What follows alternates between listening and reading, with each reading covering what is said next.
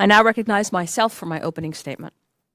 I want to welcome everyone here to today's hearing, which will focus on the Office of the Inspector General's investigation of small business administration programs. First, I want to thank our witness, Inspector General Ware, for joining us today.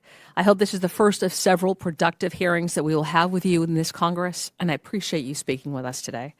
This hearing could not be coming at a more important time. I've heard from countless small businesses in North Texas who have faced difficulties in dealing with the SBA. And the waste and mismanagement that we have seen from the agency is a complete disservice to our job creators and their employees. Some of the most egregious examples of SBA mismanagement came in the form of pandemic-related funds and programs. As the SBA dispersed an unprecedented amount of money, they relaxed internal controls and failed to be a responsible steward of taxpayer dollars.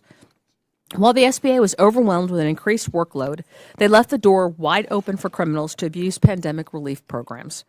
Who ultimately pays the price? Hardworking American taxpayers. The SBA's disorganized management structure and a lack of basic guardrails to prevent fraud led to wasted taxpayer dollars. The OIG identified nearly 71,000 potentially fraudulent PPP loans, totaling more than $4.6 billion. And that may only be the tip of the iceberg. In the Economic Injury Disaster Loan Program alone, the Inspector General found $78 billion in loans and grants that were potentially fraudulently obtained. Tens of billions of dollars of apparent fraud.